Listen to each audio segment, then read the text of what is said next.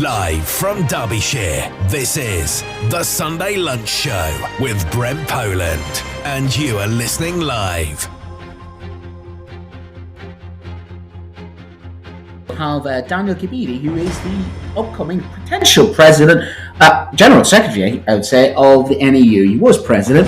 We're going to interview Daniel later on about 1:30. We're also going to discuss, obviously, the issues of the day, including strike action and much more. So tune in and talk it out with me and Adam. This is Teachers Talk Radio, and you are listening live. Tune in live at ttradio.org or join in the conversation by downloading the Podbean app and following Teachers Talk Radio. #TT Radio. Enough's enough. Over the past decade, funding has been eroded, pay has declined, workload has increased, we have lost our professional control, our schools have lost their joy, and every day we witness horrific levels of poverty that so many children face. Education's in crisis. My name's Daniel Kebede. I am a passionate teacher and I am standing to be your General Secretary because I know only a strong and united union can win the change that we need. Now, last year, President, I told the School Teachers Review Body we need a fully funded inflation plus pay award or we will ballot our members. Well, we've spoken. You have spoken. Now, I know that pay is not our only concern, and whilst lifting the pay of all school staff is my top priority, there are other pressing problems that must also be addressed. School funding is too low, workload is too high. We must take back control of curriculum and pedagogy.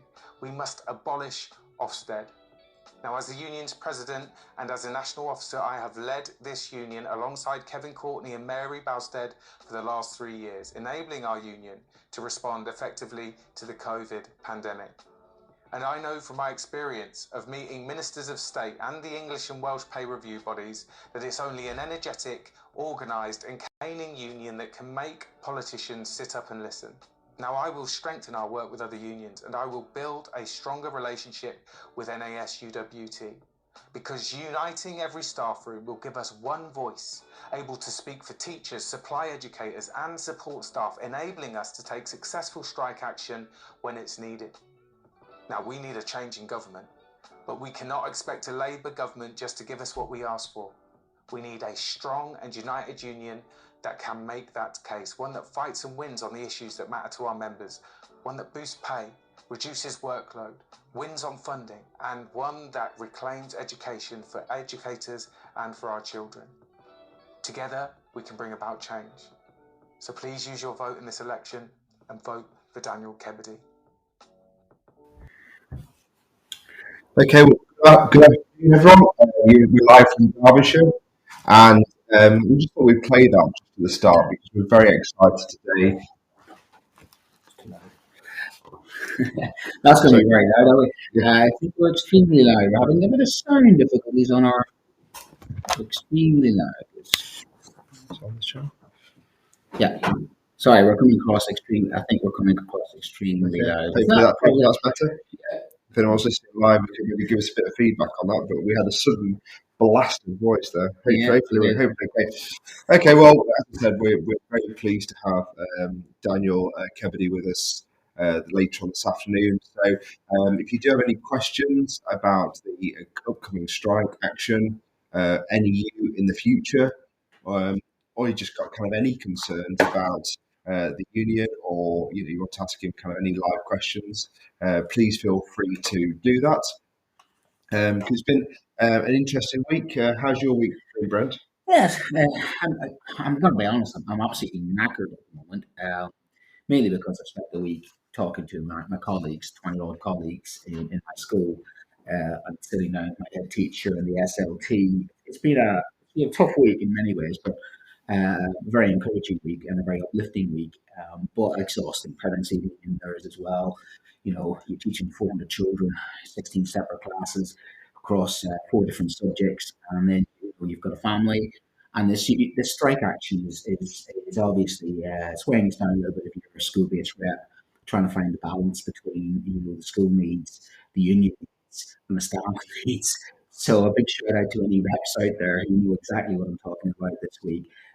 It's tough, But at the same time, I'm extremely proud of my colleagues, the union, and at school. I've had, I think, a decent response from my colleagues as well, and fully appreciate the job that we're trying to do. So a tough week, a hard week, exhausting week. I pretty much had downtime yesterday where I just must just recharge my batteries because it's like with teaching. We get to the weekend and we can, you need that maybe a little bit of a line, which you get to maybe 7 o'clock. If you've got a young family like I have. We also had an interesting week. We had a conversation with a television presenter about homework, who then responded. So we had Kirsty Allsop kind of tweet us back. We're obviously very grateful for any communication. And again, today, if you'd like to join in with what we're doing, we'd like to hear from you. Yeah. But yeah, I mean, homework's a very kind of interesting thing. It kind of sparked a conversation with me and my family, and we kind of sat down and had a conversation with it with friends and colleagues who are not in education as well, obviously got a vested interest in homework. But one of the things is what I find has been quite interesting. I wonder if the people who are not so keen on homework, and maybe it'd be great if Kirsty would join us for a debate on this. Is it the cultural capital? We started talking, linking back to cultural capital, didn't we? Yeah. And said if students don't have homework, here's an interesting one. If students don't have homework, how are they going to get that cultural capital if it can't come from the home for whatever reason? Either the parents are unable to support children for various reasons, i.e. they've got multiple jobs, they have they're all willing to do it, but they don't have the skill set to provide their children with that work from home. Is it then the duty of the school to supply homework to then give that extra that for the family can't then give? Well, we saw it during the pandemic, and the digital divide, but we also saw the skills divide as well. And we saw that there were some parents who weren't able to do their children's homework with them. I know my parents aren't formally educated, but they're not university educated. So in a lot of ways, I had to ask for external help sometimes with the libraries, things like that. But the other side of it is I got a lot of cultural capital as a child, a lot of nature walks. I went to a primary school that was very broad and balanced in education, tied down arts and crafts. I became a geography teacher, one of the results, because I knew what a drumlin was at the age of 6 or 7 years old. I was disappointed when I went to secondary school because it wasn't as good as my broad and balanced primary school, which is 3 miles up the Mourne Mountains, where I looked out on a beautiful loch. And I love going back there. I take the drive up to my old school, which doesn't exist any longer because the tiny community school wasn't big enough. And obviously, the funding cuts came, and they were trying to amalgamate it. But I'm very proud of that I got a very broad education from a set of parents who had the cultural capital, but were extremely working class. Yeah. But I spent my childhood on the beach. We did do, every time we went on holidays, there was castles. I got enrichment, and that's the difference. My homework was, not formally sitting down doing maths homework, but Sunday was watching the wildebeest getting taken down. And my mum used to always call me down and go, David Attenborough's on. And I actually, a lot of the stuff that I learned was through the documentaries. Yeah. My parents had a choice to watch something with me as a child. It was watching Dispatches or Spotlight, or it was watching some political documentary. Can I ask a question there? Did both your parents work? Mum was a domestic engineer, aka a housewife, and Dad was a manual plasterer. He worked a lot of hours, but he also took me out. Funny enough, my dad used to take me out the building side and taught me some life skills there. And that again was dealing with people. So I'd say one of the reasons I'm good with dealing with people, because when I with my dad would talk to people and engage with people. But equally, Mum was there when I come home from school. Yeah. So there was that. But then again, I would then watch your news round. Again, there was a lot of differences then. You hadn't got the choice that we have now. There was a local library I'd go to, and I used to sometimes go down to the local library and get books out. But then you see those local libraries aren't there any longer. Yeah. And there's literally an issue in Derby at the minute with this. Yes. Is that we're having issues with our local libraries, which I'm sure is very similar to any kind of small city is struggling to fund those. Learning deserts, I think we're starting to call them. So there's a kind of a shift there where both parents have to be at work sometimes, and we're having a conversation about the latchkey kids that come home to an empty house, and that's society, isn't it? So if we say there's going to be no homework from the school, then potentially those children are going to get even further behind. But here's an interesting one that came up in the week as well on this, is if you are a single parent and a teacher, how do you give your child that support with their own schoolwork? I mean, that was an interesting one we had, and some of my colleagues are wrestling with that kind of question at the minute. How do they provide the support for that their children have got homework? How do they do their phonics, spelling, reading when they're asked to stay for meetings after school for their own job? It's tough, isn't it? So there's a balance there of, is there kind of an inbuilt bias in the system really that says largely this job cannot be done by, well, it can be done by people, but it's going to be very, very challenging for single parents, of course. Yeah. But we need lifelong learning, and that again is where education shouldn't just be from 4 to 16, 18, 17. You know, I mean, amount of times parents come back to me and say, "I wish I could go back to school," or they're doing education, and people develop at different stages in life. Some people go get their degrees when they're a lot older because their life changes. I think we should have that avenue where we need to, I think, reach out and educate the people who are educating their children. Yeah. And as I say, you know, that's the thing, is we are dealing with an information age where people can sometimes not be educated correctly. In other words, they go on Facebook, YouTube, and you know that where people can be radicalized. Yeah. And I think we've seen schools down in London where the anti-vaxxers and the flat earthers have set up their own little. And that's we're dealing with a world of overload where people have so much information, but I don't think they know how to use it or make sense. And I think that again goes down to that idea of educating the people who educate the children. But we got told off, didn't we? We got a little bit of a telling off from Kirsty also, because we put our poll out, and our poll too binary. It was too binary. Well, it's Twitter. Yeah, we did. That's the point of Twitter, to try and get a kind of conversation. And I kind of knew that would be the case. I'm not saying in any case it is a binary issue. We did just say do homework or not do homework. Yeah, but that is as you just said, that is one of the issues about social media generally, isn't it? That you have to kind of life has been forced down these kind of binary issues. But yeah, it's certainly an interesting debate. I don't think it's one that's going to go away. We'd like to come back to it regularly. There's also the issue this week about kind of the books, the literacy around kind of, do you look after books? Do you keep books? How do you look at the books? Obviously, we knew during kind of COVID, I was definitely guilty of this to start, that I wanted my background to be the kind of the library behind me. Welcome to Alexandria, my library. Yeah, but it was always good. I thought it was good because I don't know about you. Certainly at the start of lockdown, I liked to try and look on the news, see what books the Michael Gove had, or it was always interesting. Kind of, does he know those books? Or those people who have written their own books and they just turned it to try and get some free marketing. Or those photographs of people in the background who happen to get PPE contracts from the local pub. Yeah. There was a lot of backgrounds that were catching people out. You know what I mean? Yeah. Where are you on books? Do you go digital? I have been a historian. There's nothing better than sometimes the smell and feel. And we had our old school library in school. You're a book sniffer.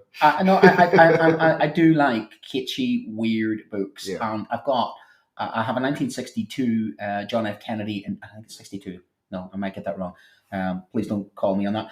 But I have a John F. Kennedy inauguration book, I think it's 61. Wow, yeah. Someone's going to correct me on that. I probably should check that. And it's literally his only 500 produced. Yeah. And I found it actually being chucked out, and I've rescued it. So I like rescuing old books. I've got World War I stuff that was being chucked out. It's actually the primary sources of the cartoons from World War I. So I've got, if anybody's looking at Story Western now and have a look at some of the stuff I've salvaged. Yeah. But I do like, not your popular books like your Harry Potters and stuff like that, because there's going to be millions of those. I do like the kitschy, weird, on almost nothing nobody else would have, and being an historian, and I do love my maps. Yeah, and my travel books. Yeah, I like a map. Yeah, I do like. I'm gonna sound weird. I do like books with pictures of them. Yeah. So those Earth from Aboves, Jan Arthros Bratons. I do. I mean, the geographer and historian in me just so comes together when you look at my library and go, there's this from above, that from above. There's a battlefield, and sometimes they are like the battlefields from above. Because I do love. I've got the drone now, and nothing better than looking at at places from above and figuring out the landscape. Yeah, So I love my books. Yeah, it's fantastic. But they do take up space, and space is the premium. I'd just say just one little. I think it's okay to promote this because it's literally for schools and for parents. If you want to support your local library, they do offer some fantastic services. Particularly, there's an app called Borrow Book, which I use quite a lot, and my children use. And it's a fantastic way to support your local library by having an account with them, and they'll go and set you up, and you will also get kind of free audiobooks and free ebooks as well. And it's just one of those things. If that is the barrier, if the book is the barrier or a space is the barrier, please kind of support your local library by having have a look at their resources, because and also it's a space to go as well, isn't it? It's a space to go. I mean, we've had some wonderful times with our children when they were young. The library space altogether. I had 2 of my students. I did 4 interventions this week, and I do some of them just to catch up with some of the kids. So I always stay behind. One of those that stay behind after school, the car park, and the caretakers kicking me out, going, "Why are you not going home to go to?" I like to get my schoolwork done at school. But two of my students who are struggling a little bit, that's why we stay behind, and there's a few issues about how they feel about their exams. They need confidence boost. They had a cup of tea with me, and they were so genuinely honest. And 2 boys just turned and said, "We struggle to study." Yeah. And then I realised that's the reason I used to go to the library when I was their age, because I knew when I went to the library there was no distractions. When I'm in the library, I knew I had no other choice but to focus on the study. That's right. And that was a place that I could go shackle myself. And it was almost, and they literally were saying, "Where can we go?" And I says, "Well, here now, you can come here to me." And they admitted this is why we're staying behind after school. Because they know that if they go home, there's too many distractions, or it's not right. And there's a lot of kids like that at the moment that just don't have a place to go to study. Or they're sharing a bedroom. And again, this is the thing we find: poverty. If you're sharing room space. I shared a bedroom with one brother, and then the other brother as growing up. So I never had my own personal space. I never had a desk where I could sit down and do, the dinner table was that. And I was always congested with everything. But that's the thing. That's what we found out during the likes of the pandemic, is that the massive cultural capital divide and the outcomes are very set from a very early age. When you look at all the evidence about the reading from a very, very early age. And we had a report there, and it was interesting about kids not being ready to go to school. And it was saying about there was a percentage of children not ready to go to school. And again, I think this is the thing about our country, is that we're putting children into school too early. And again, the Finnish model is to put the kids in later, because kids develop at different rates. I think we examine our children too young. We start to measure them too young. We start to categorize them too young, and we weigh them up. And then we create this situation where some children feel left behind. And even that language during the whole COVID pandemic was like, some kids are left behind. I think we have a situation of almost 3 tiers in schools, and I don't like it. Every child should be equal. Every child should have an equal opportunity. But we're living in a country which poverty is ravaging, child poverty, and the cost of living crisis is going to make this worse. And then you add schools on top of this. And we're obviously trying to be the rescuing factor that is trying to get these children out of poverty. But what do you do when your funding is cut, your staff are leaving? And literally there I am, staying behind after school, and I've seen 2 examples. One who's got, issues regarding self-worth because he's been set really high targets and he's felt he's never achieved it. And that's because, these targets were set as a child has made him feel inadequate against these supposed targets. And then secondly, another child who basically, for want of a better word, doesn't have anywhere where he can study.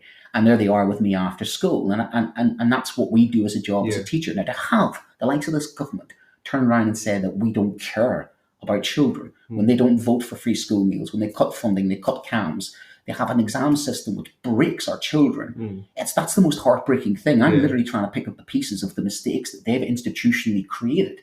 And there we are trying to do our best to not supported by a government, but trying to actually rescue the damage that they're doing by their lack of policy that seems to want to help these people. I think they've just written some people off. I think they just write some areas off, and they just write some children off. It does feel like that. But obviously one of the things that you've looked at today for us, Brent, is in the news about kind of safety. Because one of the comments that came out because of the strike on Wednesday, it's the first of the national strikes is on Wednesday. Yes. And one of the initial things was about school safety and the fact that, by teachers being on strike and schools closed, then it will cause some safety issues. I'm just going to wind you up, so you can just spin off and give me 2 minutes. I'll try and be succinct. I'll try.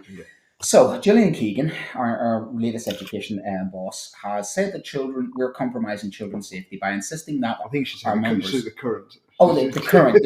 Well, might change. Well, considering a previous education minister for 10 months has Yeah. just been sacked for want of a better word, being a minister in charge of taxes but Careless. not paying his taxes. Mr. That Careless. was a careless mistake. Yeah, Should we put him in detention? Should we? I mean, I think he should definitely write lines. did you see the lack of apology or contrition? If I had a child do that, I'd be sitting with that child going, could you please tell me what you learned from this exercise? I mean, seriously, how can we teach teenagers about right from wrong? The people in charge don't know when they're partying, don't know how to pay their taxes, don't know.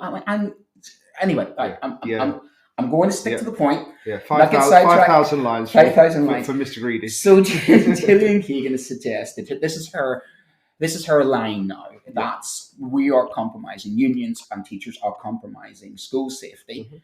Trying not to laugh ironically about that line about school safety, and I'll come on to that, because we're following the rules, and we're not telling our head teachers who's going on strike. And the law and the rule is quite simple. You are under no obligation as a union member to let your employer know that you're going on strike. The only thing the employer has to know is 2 weeks in advance the number of people within that union. And up until the day you actually strike, you can make that decision the day before, as long as you're in that union. When you're in, say, if the other union not on strike, you are not obliged to cover. They can ask you, but you're not obliged to cover for the union members out on strike. And of course, that's difficult for head teachers now, because my head teacher said it to me this week. He says, we've got half the staff out. I've got the other half of the staff instructed not to help the other half of the staff who are out.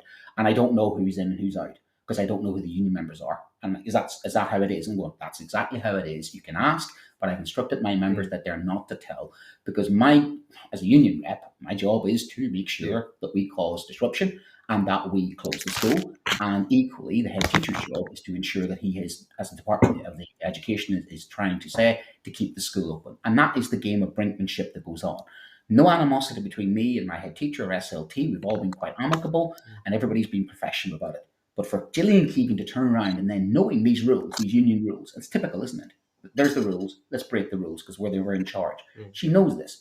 But then to use this school that we are putting children at risk because we don't care about school safety. Let me be honest about this.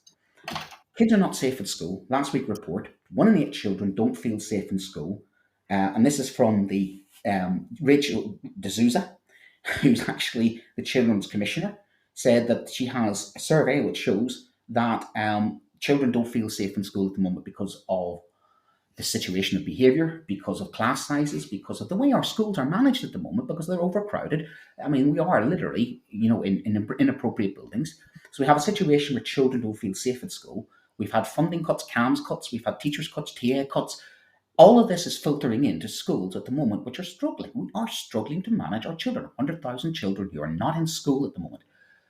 We saw children disappear from home office care. 200 children have just disappeared who have come to this country for safety. And they're saying us that children aren't safe because we have not told that we're going on strike. It's just absolutely ridiculous. And then I move on to, hold on a second, the news report this morning, absolute incendiary. The Observer reports this morning that the government's withholding the information about our crumbling schools. Tell us something we don't know. We've got asbestos in our ceilings.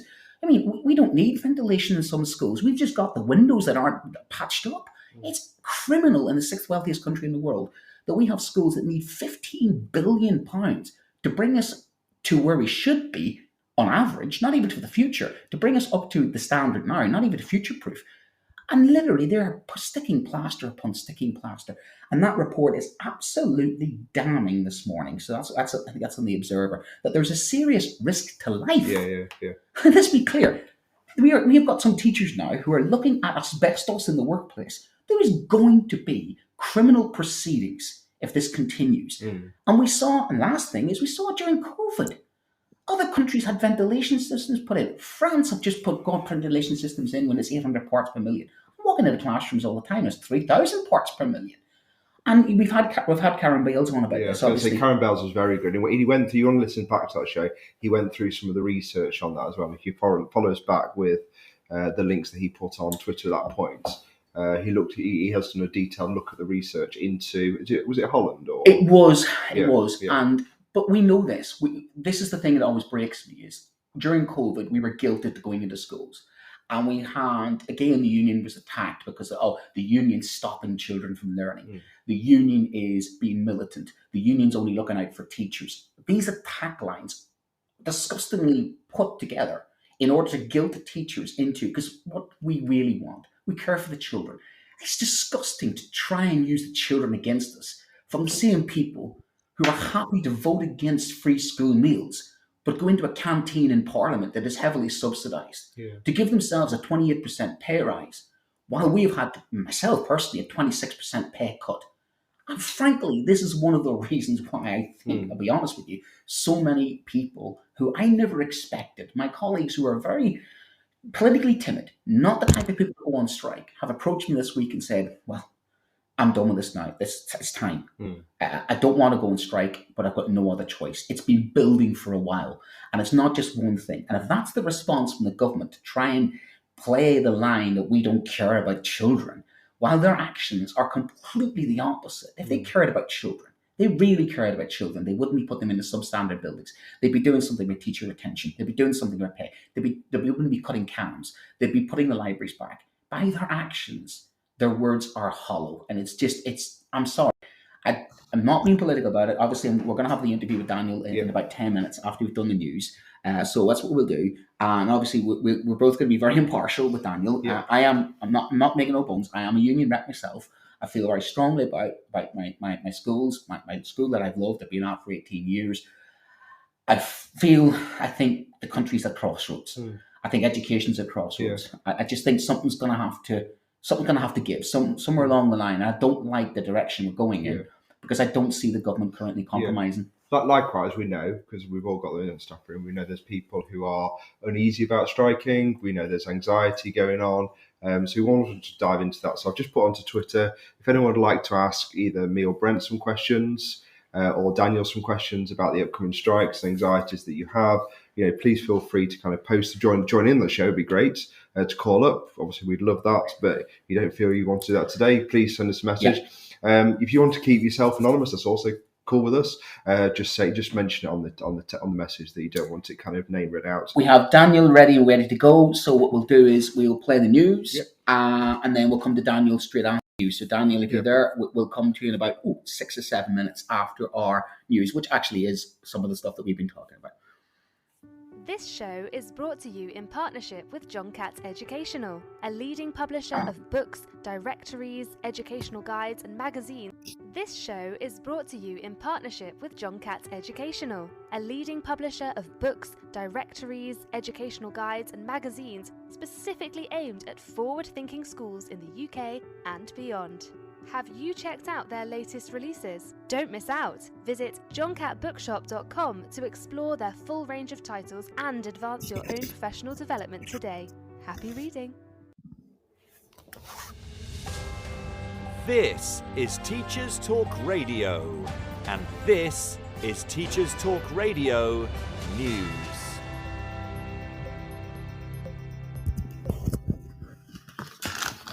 Education Secretary Gillian Keegan has addressed school leaders at the Church of England National Education Conference. In a speech that recognised the achievements of Church of England schools and of teachers and leaders in schools across the country, she defined education as something that lets you do things you couldn't beforehand.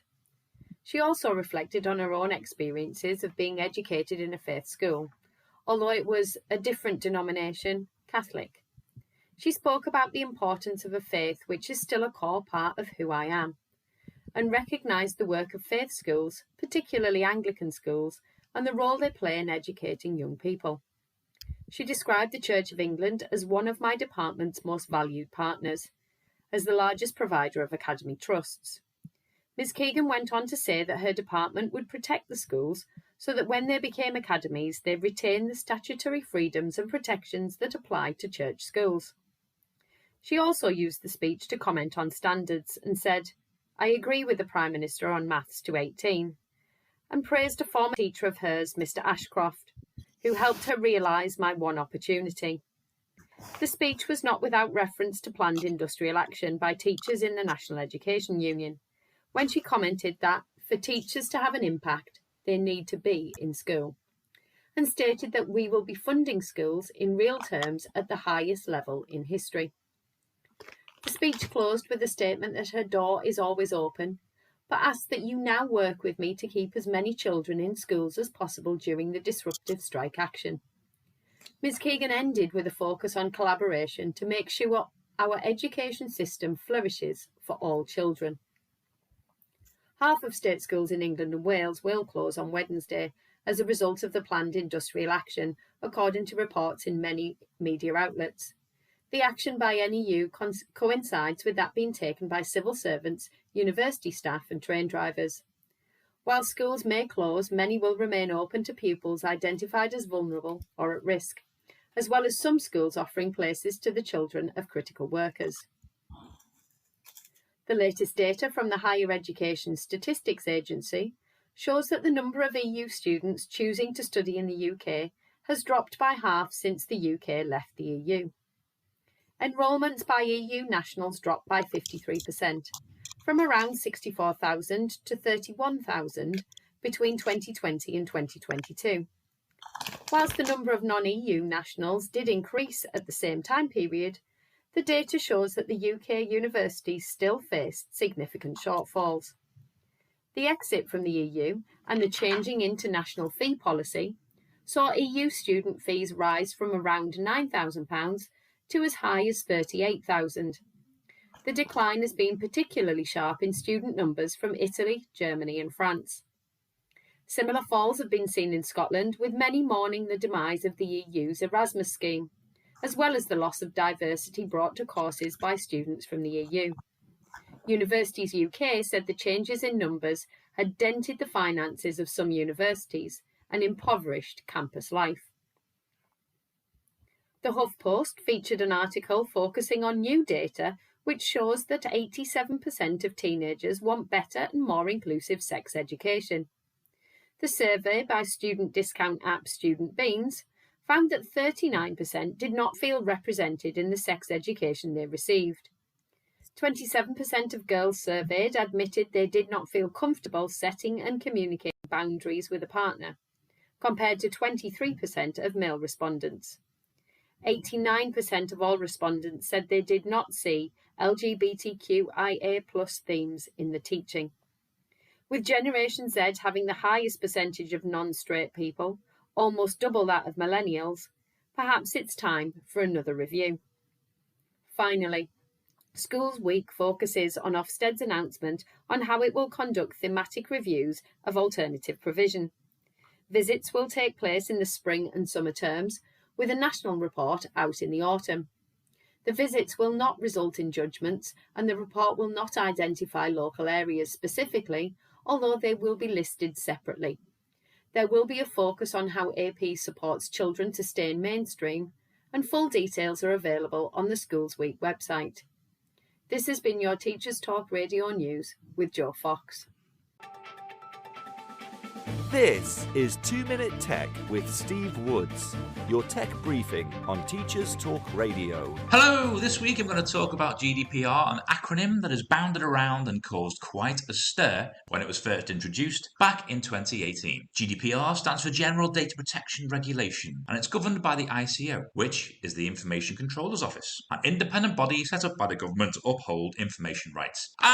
Thanks, Steve. That's crystal clear now, I hear you say. What does it mean to the general classroom teacher? Well, your school will have a policy which you will have signed somewhere to say you've read it. If you haven't, it might be worth taking a look. In it, there'll be an outline of measures to protect data and usually a process of investigation in the event of a data breach. A data breach in a school is when personal data is compromised and a person can be identified, for example, first name and last name. In a school, Breaches can be as serious as the introduction of ransomware, where data is locked by a cyber attack, or as simple as the wrong letter being sent to the wrong carers. Now the question is, how do we protect ourselves? First, if you're still wandering around with the USB pen hanging off your lanyard, make sure it's encrypted. There is lots of free encryption software around. If you can, migrate your data into the school's cloud. This puts the onus back on the school to keep the data safe. It's also backed up regularly. I know what you'll say next. If I'm in the cloud and the internet goes down, I can't get my plan in. Yes, you're correct, but your school laptop will be encrypted, so you can save current files locally to enable working offline. If you have a machine with a small memory like a Chromebook, sync what you need and leave the rest in the cloud. With the top ads on a search for school data breach, all reading claim around £10,000 today, obviously no win, no fee. Do you want to cost your school that much money? I'll leave you with this. If you take a digital register and display it while you take it, could it be classed as a data breach? As always, I'd love to hear what you want to know about tech. Let us know at TT Radio Official. I'm Steve Woods, and that was 2 Minute Tech. 2 Minute Tech with Steve Woods, your tech briefing on Teachers Talk Radio. Okay, some really interesting points on today's news.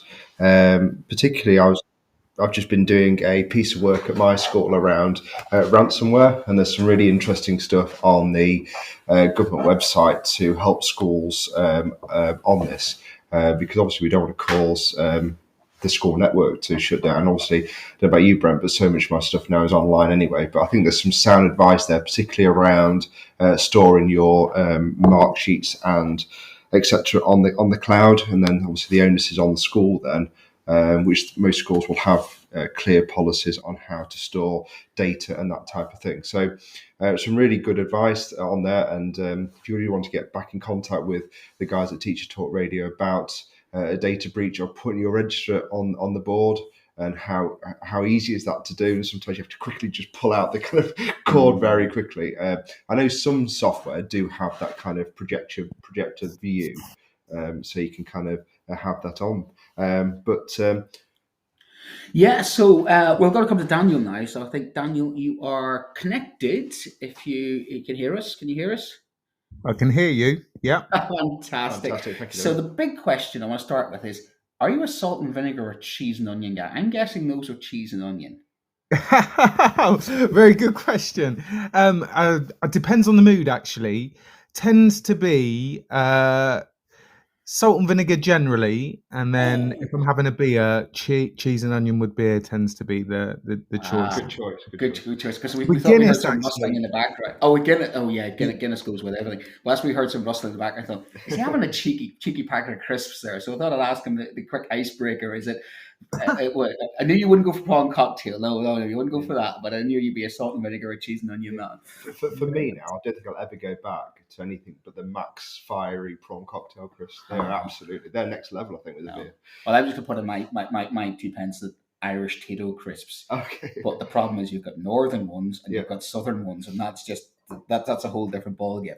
So thank you, Daniel, and welcome. Should we get serious? Yeah, we'll get serious now. We're out of that phase and we're into the serious stuff now. So first of all, thank you for coming on, and congratulations on your nomination. And I'd also like to say thank you personally as well. I've had Kevin on, and if I ever spoke to Mary, I'd say the same thing to Mary. I had Karen Bales on as well. I think all you guys in the National Executive, President, everybody involved in the leadership of the NEU the last couple of years, it's been a tough thing. But thank you personally, because during COVID, you guys did very well for the staff. And I know that's one of the reasons why union membership has increased. I know that my union membership has increased in the last 7 years by 3 times. And one of the reasons for that is, well, it's academisation. Plus, it's the fact that during the darkest days of COVID, you guys were fighting for us, and that's appreciated. So thanks for that. I thought I'd start with that personally. Well, that's very kind. That's very kind indeed. I mean, it was an intense time and an intense learning experience for all of us, for Kevin, Mary, myself, the National Executive. And I'm just glad we got through it, really, because we clearly had a government that didn't value the lives of ordinary people. No, I think we felt that we were expendable. I use the analogy as an historian of the troops in the First World War, with the lions led by donkeys. You know, we were sent over the top and told false information. It was plainly obvious that we were seen as some national babysitting service rather than as serious academic professionals that we are. And I think again, that helped undermine. And again, I think that's one of the reasons we are in the situation we're in, because we got them exposed to exactly how they really feel about us. And I think that's one of the reasons why people have joined the union. So tell us a little bit about your teaching background and what drives you. Oh, what drives me and my teaching background? Well, I'm a primary teacher. I trained as a primary teacher at the start of a time in a change of government. So I've only actually ever taught through Conservative. Oh, are you lost you there, Daniel? Have we lost you? Actually, in a school for EBD, it was called at the time. We know it as SEMH, and I spent my first 6 years of teaching at a lovely SEMH school just outside Wallsend, where I really sort of learnt my trade, teaching primary children who had been removed from mainstream education because they demonstrated quite extreme behaviour. From there, I went to London and taught in early years in a mainstream primary school. It was outstanding by Ofsted, which I don't take much attention to, but it was an absolutely outstanding school in London. Just so vibrant, multicultural. There was such an excellent ethos. It was progressive. So I spent some time teaching early years and nursery in particular there. And then now I'm teaching secondary maths. So I've done quite a... Rishi's gonna love you. Does Rishi know this? Well, absolutely. I'm not sure that his idea of pushing maths until 18 is a good one, particularly as we've got a huge shortage of maths teachers at the moment. But yeah, that's very much my sort of educational experience from early years to Key Stage 4. I've taught in SEND, but what really drives me personally is a few things. I've got a four-year-old son who's just started reception this year, and I want him to go through an education system that has creativity, joy, and a love of learning at its centre, without a doubt. So he is a very big personal driver for me. And then I'm very much driven by the fight against injustice and for equality, really. I want every child to have the best start in life.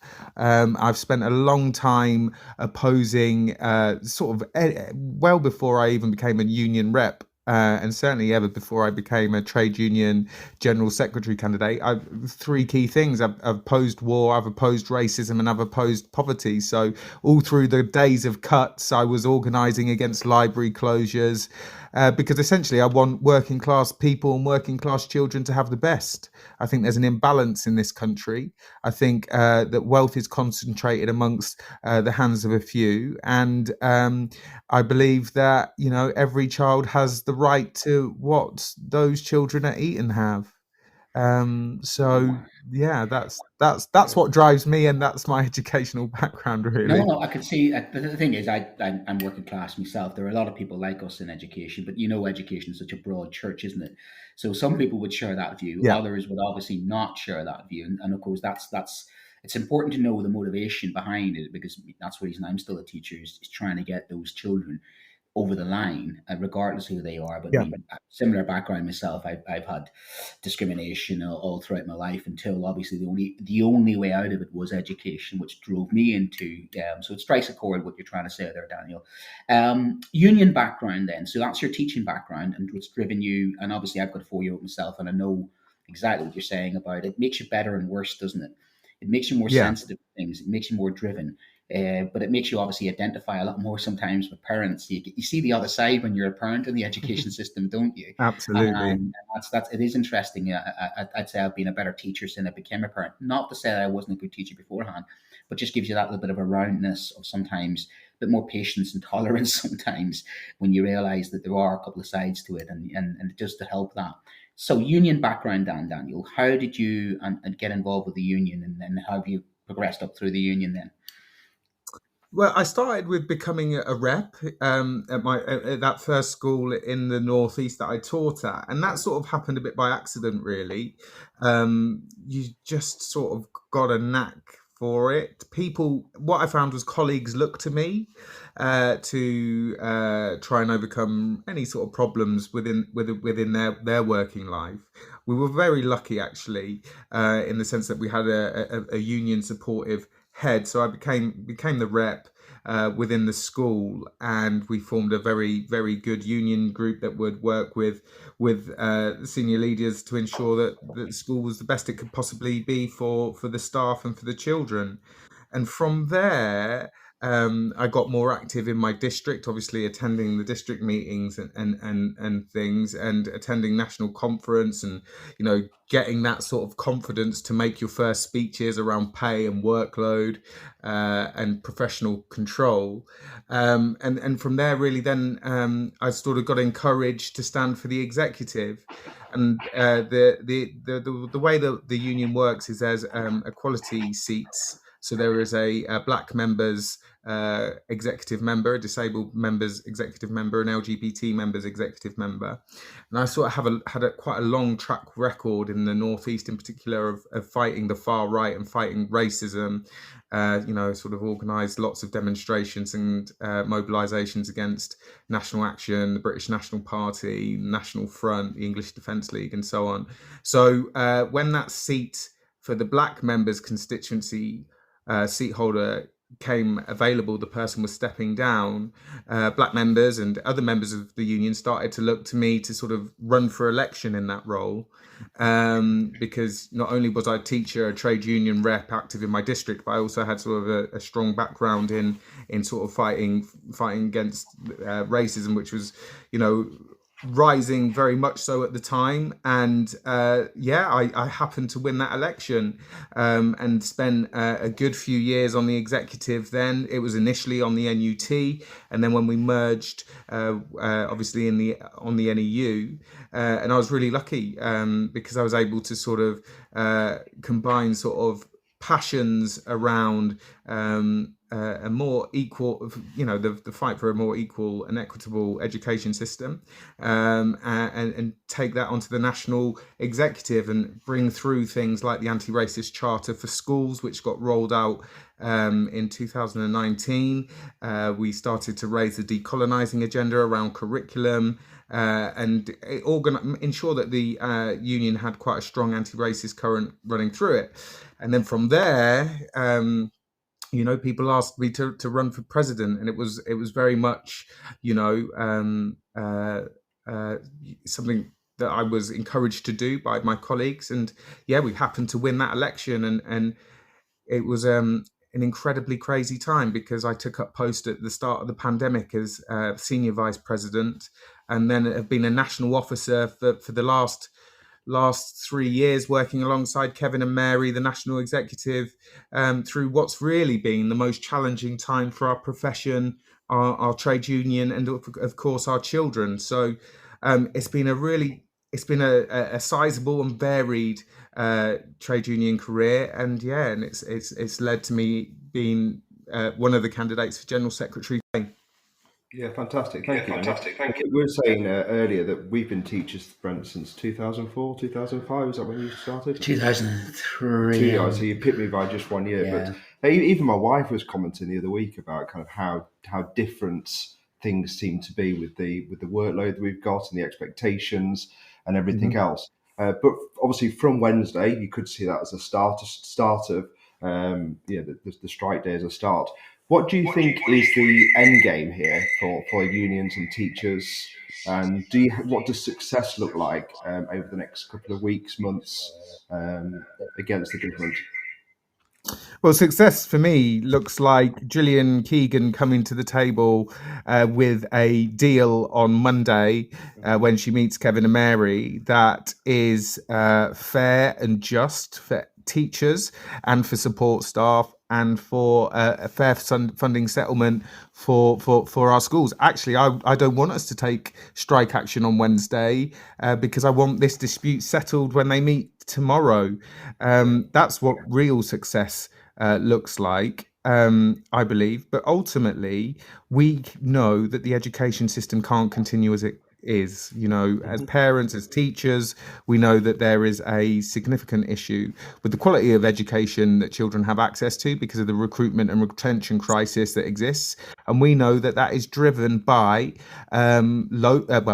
continued pay cuts, inadequate funding. But we also know that this strike is a deeper expression of anger, isn't it? It's an expression of anger at those high workloads, at the ruthless inspectorate in Ofsted, and in obviously the rocketing levels of child poverty that we're seeing in our classrooms and every day. So success for me looks like, we don't go on strike on Wednesday because there is a good deal. But regardless, I don't think members or the profession's determination will waver if they don't. And if we have to go on strike on Wednesday, then we shall, and that will continue until the government come to an adequate solution. But look, I pushed for this action from the national executive from the beginning as national president.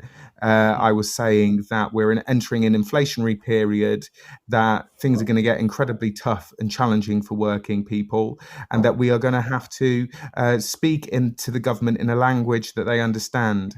And that is one of action. Unfortunately, change does not come from the small conversations, the backroom conversations that we've had with ministers of state or politicians. It comes from a trade union that campaigns, that organises, and that ultimately is prepared to take action so that our children and our profession get what they deserve. Do you want to come in there, Brent? Do you think we can win? I'm confident. Do you think? Because I'll be honest. I'll give you my theory, and you can agree or disagree. I think they're currently trying to bait us. I think they're currently trying to create a narrative of the militant left. I think they're looking for a fight. Now, judge that from the way that they've handled the other union strikes as well, because I think as a government they basically have nothing much left except the anti-woke agenda and this, really. Yeah. And I do think, not the judging a lot of my staff, the longer this goes on, the tougher it's going to get for us, and I think that's where we're going to have to dig in deep. And that might be tough for us in the big profession that we are. But I do believe, and you can agree or disagree, that's what I want to sort of see what you think. Do you think they're going to negotiate, or do you believe, what would there be the point? How far do you think they will go? How far do you think we may have to go? Because 4 strikes, some people have said, 1 strike, 2 strikes, 3, 4. So as long as this goes on, I don't know whether the will is there. I might be wrong. So what's your read on that?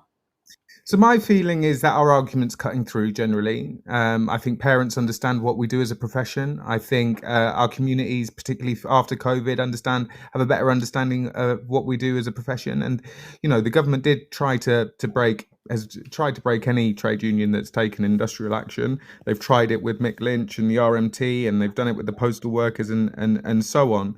But look, when you look at the press at the moment, the attacks are highly personalised on individual trade union leaders, individuals in the leadership of our union, whether it's, Bolshevik, Bousted, Commie, Courtney, Hard Left, Kebede.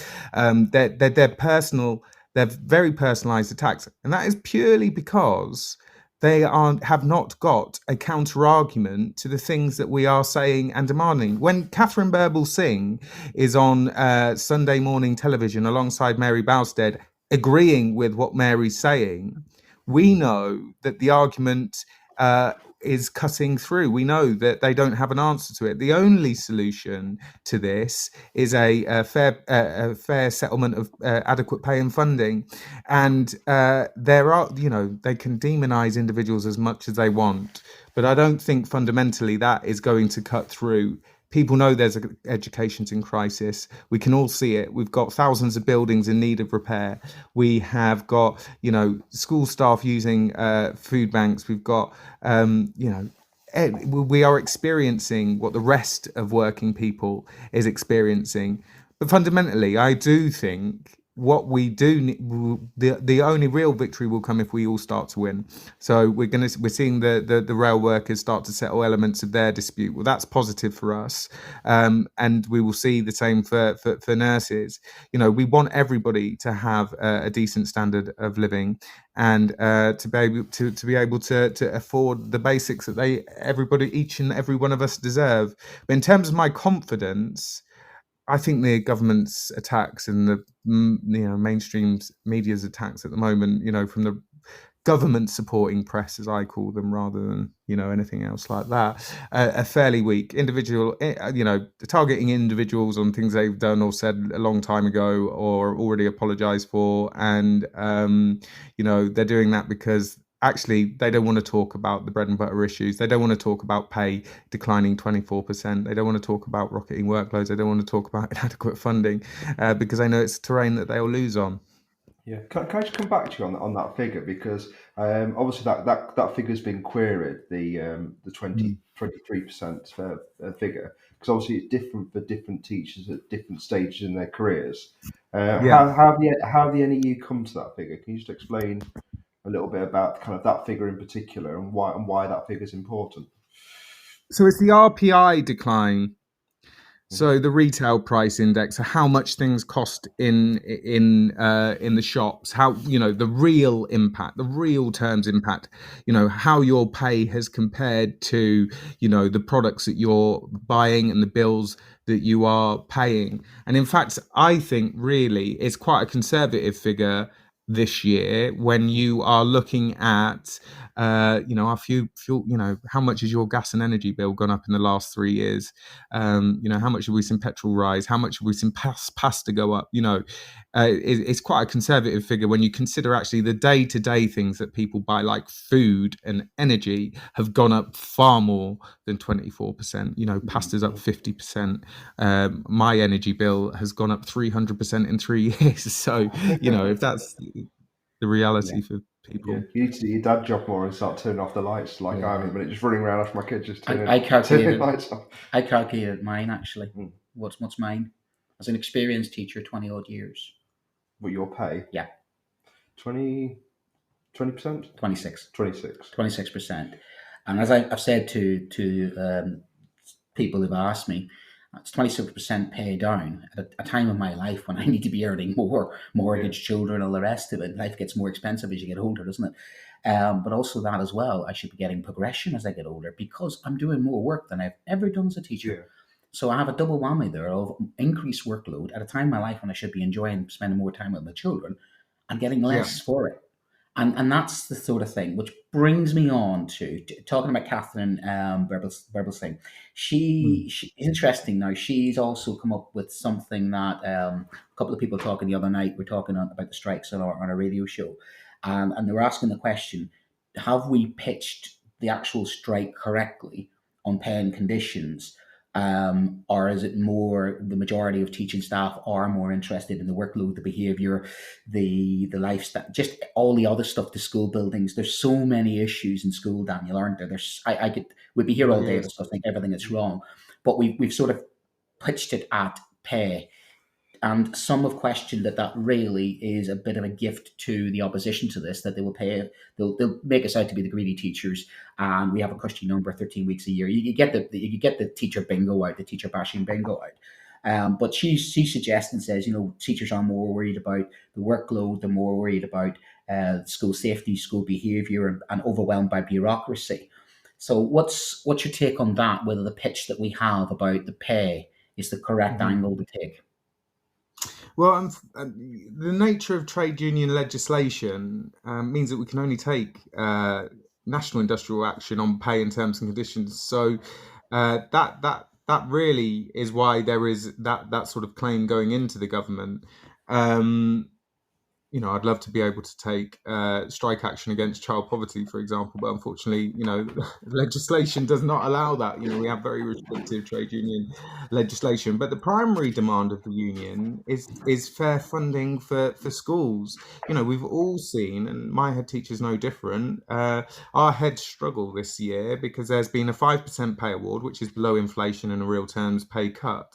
But that also has to come out of existing school budgets, which are already funded below 2010 levels. I think what we really do have to fight on and make sure is the thing that we are talking about significantly is the issue around funding. But of course, we know that this is a deeper expression of anger. So there is some that I hate to say it, dare to agree with Catherine Berbel-Singh, not so much on the behaviour, but around the bureaucracy and around the workloads and the fulfilment of pointless tasks that we all have to do to satisfy Ofsted. It can be highly demoralising. So people will have put a tick in the yes to action box for a number of reasons, pay and funding, of course. But there will be a myriad of concerns that our members face, and we certainly know that as a union. Yeah, because that's the thing. I just want. I'm defending the profession, the union, my colleagues all the time, and you get the usual. You've got a cushy number. People think it's 1980s, and we're still teaching in those days where you retired at a certain age. And I don't think that the public are starting to catch on a little bit after what they saw during COVID. For instance, this week my head teacher said to me, not one parent in the school that I'm currently going to be closing has complained about the strikes, and I offered even to have a parents' evening to face up to the parents and say I don't mind engaging with them. But it's that national conversation that needs to be had, that how we open this up from pay. How do we then turn this from, yes, we can only really pick this issue to go and strike about, but how are we going to cut through that? We open it up about the classroom safety, about the air quality, about the funding, about the lack of TAs, about the recruitment retention, about the, if you had a Maslow hierarchy of schools, and the problem you see is that Keir Starmer's talking about, around the edges, fringe funding when it comes to public schools. He's messing around with that. Gillian Keegan's, talking very, very little at the moment. And Rishi Sunak's talking about MADs at 18. How do we get the general public to really, really rally behind us? Because that's who really we are trying to get the support of. And if we're not careful with the strike action, we run the risk of losing the hearts and minds. So what I'm really saying is, Daniel, how do we win the hearts and minds argument without annoying the core people who we're actually trying to help? The key's parents. Every parent wants their child to go to a school that's got adequate funding, where the class sizes aren't too big, and we've got the biggest class sizes in Europe, where they're going to have a teacher who's professionally qualified and a subject specialist. And at the moment, we don't have that, do we? We have huge class sizes. We have many students taught by non-subject specialists, particularly in maths and science and ICT. I think it's about a third of ICT lessons now are taught by a teacher without a relevant qualification. That we aren't just on strike at the moment over our pay. The whole concept of comprehensive education is at stake. And I think when we talk to parents about those issues, they're on our side. And I think that's why you won't have had any parents complain. In fact, I know at my son's school, there's been a number of letters go in support of the strike, because enough is very much enough. Education's in crisis. Our parents know it. They want the best for their children, and we have to speak to people on those terms. Yeah. I mean, you'd like this. I'm proof of your evidence. I am teaching 4 subjects at the moment, including physics.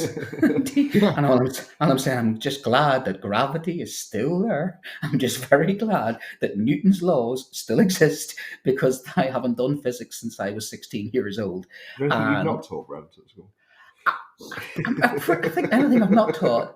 I did a supply lesson recently in French which was hilarious, trying to do French with a Northern Irish accent. So God knows how that came across. To be fair, I think people with my accent are allowed to speak foreign languages, to be honest with you, because God knows what the children would be saying. But yeah, that's absolutely correct. And I am an example myself of being asked to, because I love my school, and they're short of somebody, and I'm a body, and I can cope with the kids, and I'll do it. I expected to teach biology as a geographer. I have a geography background as well as a history background, but there's a need for physics. So I'm literally having to spend some evenings, sit down and learn physics as I go along. And I do the best I can. And that's the thing. It has a knock-on effect for me. But equally, the children have been kind enough to me. They know I'm not a specialist. But it's not really fair in the sixth wealthiest country in the world that we're having to, people like myself, having to fill the gap because we have such a shortfall. And it isn't about the funding. It is about the fact that recruitment's not there. And it's not about the money. It's about the workload, the bureaucracy, the academization, and we've seen this week as well about, depending on the school you're in, depends on how your relationship was with your head teacher, and how some academies, I've seen some of the letters that some academies have sent out, and some have been quite harsh on their members, others haven't. And it's been a very busy week for a lot of reps, and being an ex-rep yourself. So what we'll do is we've talked about the strike, and I think we'll come back to that in a couple of weeks' time, because we'll see how the first strike goes, and we'll see what hopefully they negotiate. So what we'll move on to now, because obviously we'll run out of time, is we want to talk now about your potential presidency. Yes, Mr. President, you've already been the president, your general secretary. I have to do phonics, Daniel, with Brent for about half an hour before we. Brilliant, words, brilliant. So yes, you are running to be the single general secretary, following both Kevin and Mary, who I like to affectionately call Uncle Kevin, Auntie Mary, because those two have been absolutely brilliant. And I have nothing but the highest regard and praise for both, because they have led the union through, and they've got to be extremely proud. And I'm sure my first question to you about that is, what have you learned from Kevin and Mary? Well, I mean, I've learned an immense amount, actually. So I suppose I've been under Kevin's wing for a long time, and I only got to know Mary post merger, and then of course got to know her closely as a national officer, and so working alongside them throughout the most challenging time for our union during the pandemic over the last 3 years, and then obviously our response to the cost of living crisis, and of course national strike action. I still remain a national officer working in the senior leadership team with them in the national officers group. I've learned a huge amount, and I think the most important thing that I've learned from Kevin is that you always says, Daniel, you've got to speak to the mass of people, and that's he's always encouraged me to try and convince the unconvincible. And I think that's what I would love to sort of continue as if elected. Kevin's very good at winning those who are hostile to education or to trade unions. From Mary, I've really learned her attention, the attention to detail that Mary has on government documents, on, what various reports are immense. And of course, that equips her to be so well versed when she takes on the national press and media on TV. So it's been a real privilege to work alongside them, and to know them, and to go through the experience of what we've gone through for the last 3 years together, really. Yeah, because I'd say they're partly one of the reasons why this week that I've spoken to some of my members who, as I say, are not normally people who would normally think about striking. But because the union has been, I would believe, a catch-all, a moderate union, a union that has a broad church, and partly because the wider appeal of both Kevin and Mary, and yes, they have had some criticism from some of the press who've tried to paint stuff on them. But the thing is with Kevin and Mary, it's very difficult because of their attitude, the way they are, they're just very, very good. They're very hard for them to be, I suppose, what's the word for you, discredited.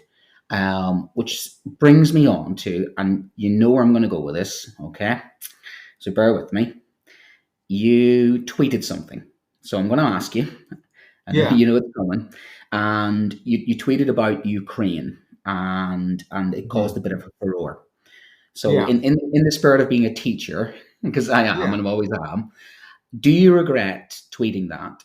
Or do you believe if you were the General Secretary of the Union, would you tweet it again? Or do you regret it? I just basically want to get your feeling of it. Do you think, you know what, in hindsight now looking back at that, I shouldn't have done that. So what's your general feeling on that? Do you think, you know, you learned a lesson from that? Do you think, you know, as we all grow, we all make mistakes. Do you think that you could grow from that, or would you do it again? Well, I mean, it's I've got mixed feelings when I get asked about this, right? And being honest with you now. So that statement was a youth statement. Now that national presidents do not have the authority to write union statements. So a union statement got published that is drafted by two people more senior than the president, and I put that out on Twitter. Now I regret putting it out. Obviously, absolutely. I think as if I was General Secretary on such a issue as Ukraine, I would seek agreement from the executive before putting out any statement. But my personal view on Russia and Ukraine is Russia's invasion cannot and should not be justified, and that the brutality of that invasion is shocking. I think that Ukraine's got the right to defend its territories. And I do think, and I think most people share this view, that it's ordinary people who pay the highest price at times of war, and all efforts should be made to bring the conflict to an end on just terms. So that's my personal views on Ukraine. Do I regret the putting out the union statement? Yes. Would I do it again? No. I would seek agreement from the national executive on statements on such significant issues as Ukraine. Do I think it's fair, some of the criticism that I've come under for something that I didn't write, shared and deleted very quickly? I'm not entirely sure. But my personal view is Russia's invasion can't be justified and it shouldn't be justified, and the brutality of the invasion is shocking. And would I do things differently in the future? Absolutely. So following from that, and I know what the answer is going to be, and I'm going to ask you, are you prepared? And I know you've said your background and everything else, but are you prepared to take, obviously, the storm of criticism is going to get? You mentioned earlier, Comrade Courtney, they haven't come up with a good one for you yet. They probably will, Daniel, but you know it's coming. And you said it yourself, it's going to get personal, and they might get personal. Are you prepared for that, vitriol and that trolling and the attack? Because look, I'm involved in politics myself. I know how difficult it is. They chip away at you. They chip away at you. It's really tough, and it takes a mental toll. It really does, Daniel. It takes a mental toll out of you. Are you ready, really prepared to step up, put your head above the parapet, and be that? Because that's what both Kevin and Mary have done. They've taken a lot of flack, taken that flack on their shoulders, which they have absolutely. All right, so you're going to be a one single sort of union leader as opposed to the two. So how are you going to take what the job that those two have done and take the flack that they've taken? How are you going to do that as a single union leader? Well, look, I'm fundamentally driven by the desire to lead a union that improves the material conditions, the material lives of our members and our children. And that's why I pushed for national strike action over the issue of pay and funding, because I genuinely felt that enough was enough. That it's the only language that the government was going to listen to. And I knew full well that, we'd all be dragged through the press for it. But we have to turn the tide and not manage the decline in education. as a General Secretary, I will not be prepared to manage the decline in education that has unfolded after under the past decade. Now, do I expect to be attacked for that and vilified for it? Yes, absolutely. Am I ready for it? Will it faze me? Absolutely, it will not faze me. And, what we have to remember is that we are a trade union that represents, God knows what our membership figures are now, but 350, well, it's 450,000 members in total, and we have to be the voice of our children. So any personal, I had a very good friend, Davy Hopper. Davy Hopper was the General Secretary, President of the National Union of Mine Workers in County Durham, and he died in 2016 tragically. But he was someone that I very much looked up to. And he used to say, if the press attack you, it means you're doing something right. There are those within, the government supporting press who want a passive union, and they want that because what they want to be able to do is continue a program of pay cuts, of funding erosion, and of privatization. And, as a General Secretary, I would not be prepared to allow that. And then I would encourage our profession not to be prepared to allow that also. So that was a very good question. Am I ready? Am I prepared? Yeah, I think so. Well, it's a job interview, that's the thing, isn't it? I've been through the pandemic where I was in the Daily Mail alongside Kevin and Mary and Louise Regan and Rachel Curley, and it called us the enemies of children. I feel a bit, I feel like I've got a bit of a thicker skin to it now. Yeah. So you've done your apprenticeship then, you've learned, you've evolved, you've made mistakes, you're contrite about it, unlike, say, for instance, members of the current government who just basically gaslight us, don't they? And it's humbling when you get people. I mean, that's the thing we ask of our children, isn't the thing I always ask of my colleagues, is that we got to model what we ask of our young people. And that is sometimes we got to lead by example, don't we? So if you are leading by example, then you've got more chance of leading the union, and it's growing. From the sounds of it, if you are to be the next leader of the union, it's going to be a bigger union, which brings me nicely into one of your visions. A big strict question for you. Do you think that teachers should be in one union? Yes. I am a passionate believer in professional unity, and I would like to see a single union that represents all teachers, support staff, and supply educators. And I'm very much determined, really, to build stronger relationships with NASUWT if elected, so that we can achieve that. If we are able to unite every staff room, we can have one voice, can't we? And fundamentally, I think that would lead to fewer strikes, fewer days of action moving forward, because you'd hope that we'd be a union so strong and united, representing the whole profession, that the government would have to listen to us first time of asking. So I do believe in professional unity. I'm a passionate believer in it. And is most definitely something that I'd be working for. Well, it's something that I've already worked for, but continue to work for as General Secretary, and particularly strengthening our work with NAHT, ASCL, and also the support staff unions in Unison, GMB, and Unite, but particularly NASUWT as well. If we were able to have all teachers in the same union, we would just be such a powerful voice for education and for our children.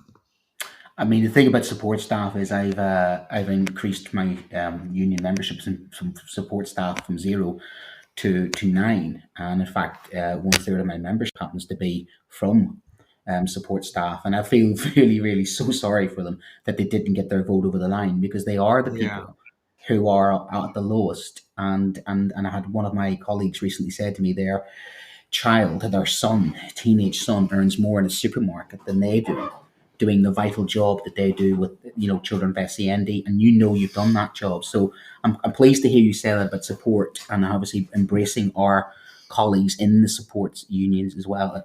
In the likes of TAs and support staff in schools.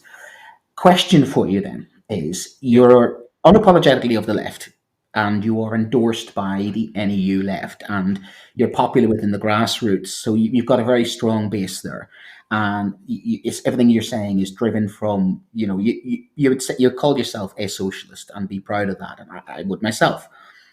How do Yeah. you then envisage that you will be able to unite and bring the broad church of everybody behind all of that, knowing, of course, we have so many diverse individuals within every staff room? As you said, you want to unite staff rooms. I've been doing that this week.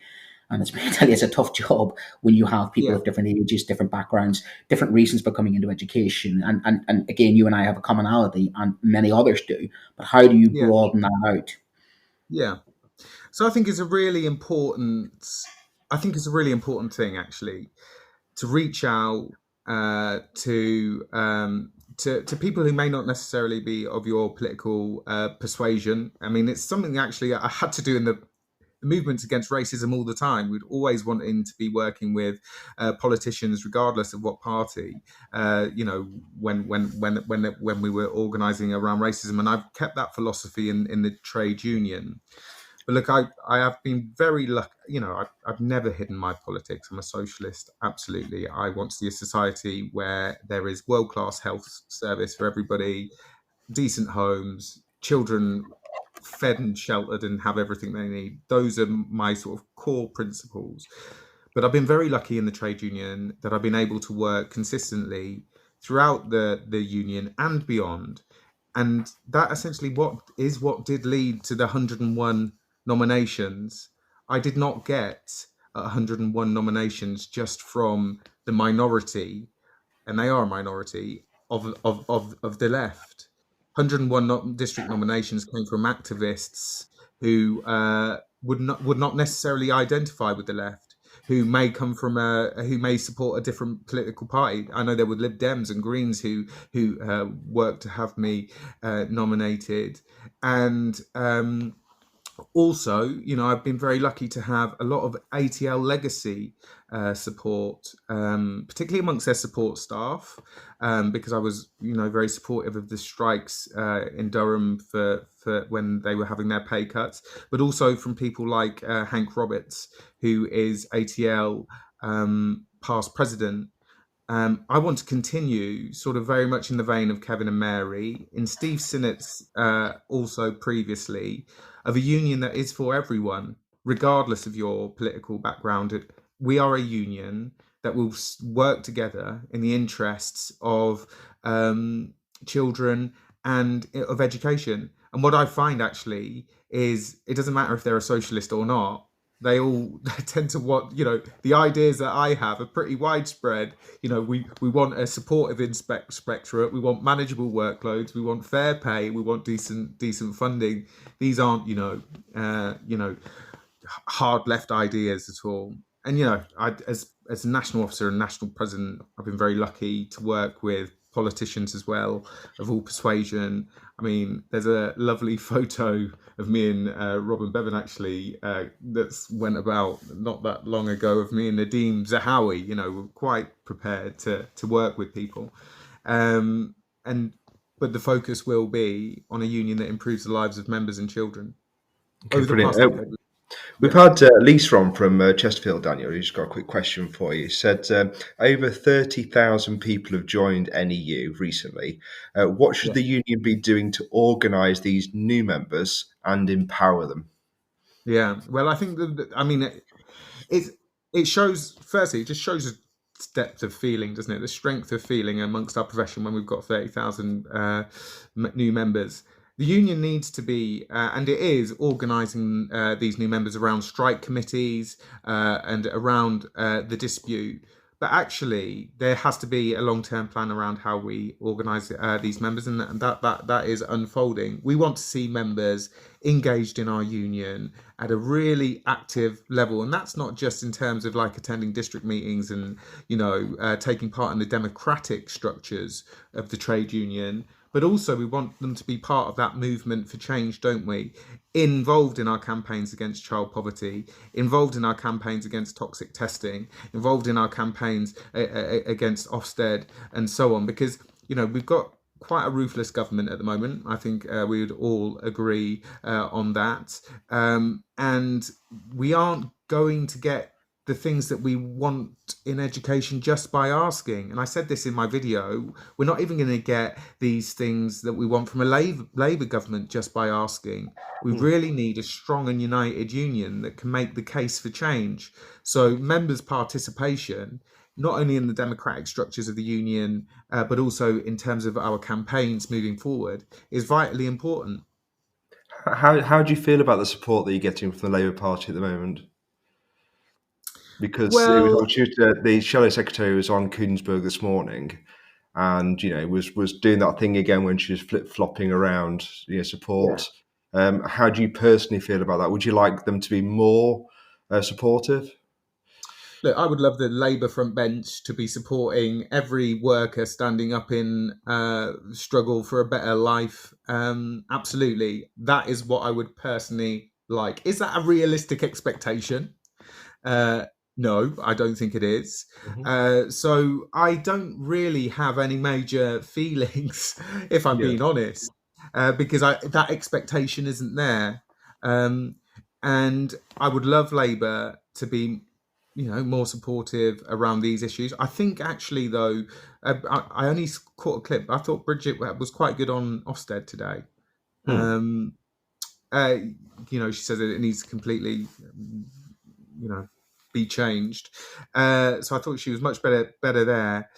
But equally, we need the union to make the case to whoever's in government, don't we? That's what we need. We can't just expect the Labour government to give us what we ask for. Which means that as a union member, you're a former Labour member yourself, and you're allied. You were allied to previous Labour leadership, and again, that was completely within your socialism, and fully understand that. So you have absolutely no problem whatsoever if this was the Labour government that we were in dispute with. Would you envisage even a world where we would have to take industrial action against a potential Labour government? Well, look, I think there's going to be things that I don't want to see any industrial action. I want to see a united union that reaches out to NASUWT, that gives us one voice. So strikes are completely avoidable. But do I think there is going to be things that Labour that we're going to have to make the case to Labour government about? I do think that. We heard Keir Starmer talk about tax status for independent schools, and that's all well and good, but he's not saying anything about academisation at the moment. I want to be really clear with anybody who's listening. I left the Labour Party when I became a national officer. It's my view, as an unaffiliated union. I'm not too sure on the national leaders of an unaffiliated union having political party, because you want to be able to act without fear or favour with whoever's in government, and that's very much my position. If I would look to work with Labour on all areas impacting education, and there are some real things that I thought Labour had some great ideas on. When Wes Streeting was the shadow minister against child poverty, he had the 10 by 10 policy, and I thought that was excellent. We want to work with Labour on that. However, if there was a Labour government that I could envisage that wanted to strengthen Ofsted, that wanted to entrench privatisation and academisation, that wanted to narrow the curriculum, that wanted to increase pressure on schools in terms of accountability in regards to tests, then I would oppose the union, and the membership would oppose them on that basis. Would it lead to industrial action? Not necessarily. Would there be campaigns? Most definitely, because we need to be an independent union, independent of government, that fights purely in the interests of children and education. So, last question then, obviously, and you don't have to answer this because we've had Neve on, and she was on last Saturday. with one of our Callum, one of our hosts, and we're looking at trying to get both you and Neve together for hostings. So we'll sort out some dates for that. What then? Because looking at your records, you're very similar in some aspects. What really do you think then would be the major differences between you and Neve, say, for instance? Then Did Neve answer this question? I don't think she did. But as I say, you can avoid having that until we get to the hustings. Or it's up to you if you want to answer that now. I mean, I think there is a difference. I think there is a difference. There is a difference in how we feel change manifests in education. I believe. I think that it's fair to say that, I believe that we need a campaigning, energetic, organised union built in our schools and colleges where it matters most, where there is a strong grassroots making the case for education. So that in turn makes politicians sit up and listen. I'm not entirely convinced at the moment from my experiences of meeting these ministers of state, and definitely from my experiences of meeting the English and Welsh pay review bodies, that just, senior leaders turning up in these meetings necessarily makes the changes that we need to see in education. That doesn't mean to say that we shouldn't go and make that case, but I think the real change comes from members, teachers, support staff, collectivizing and organizing for that change themselves. So I want to just see a union that is vibrant, that looks to work with government on things that we agree on, but is absolutely strong enough to take the case to a government where we believe things need changing. Well, brilliant. Really enjoyed that, Daniel. You've been an absolute sport. Thank you for your candor as well. I was always going to be honest and ask you the questions that need to be asked, because that's what we're here to do.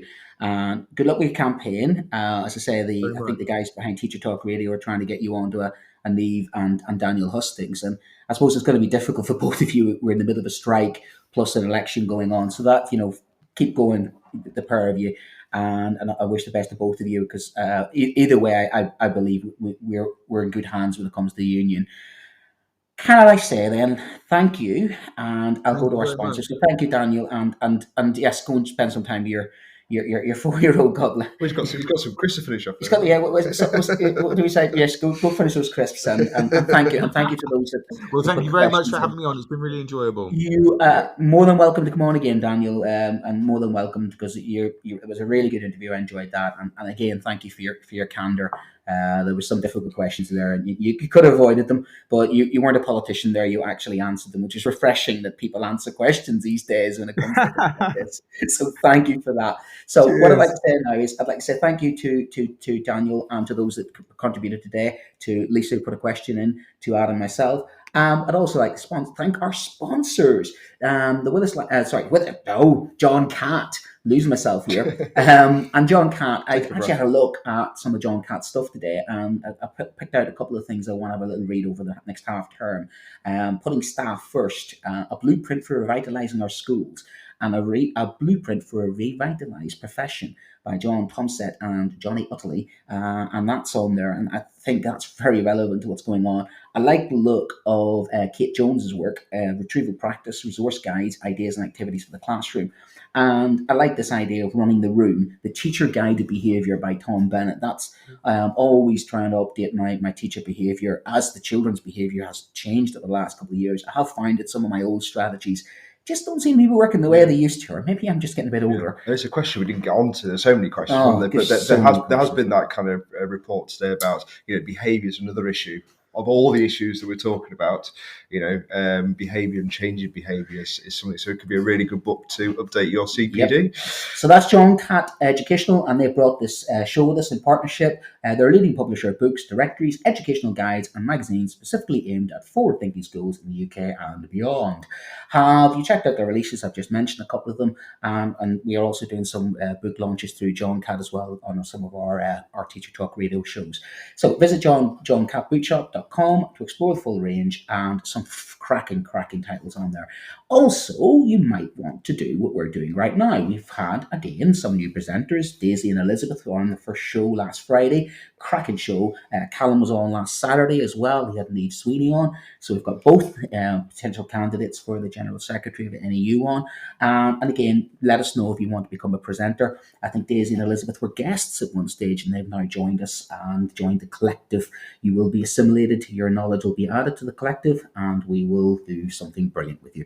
So also this week we have, you can listen back to NEU Sweeney and Callum Robinson's debut show. Tom Rogers did a Good Strike special last week where we had lots of conversations about it with NEU reps.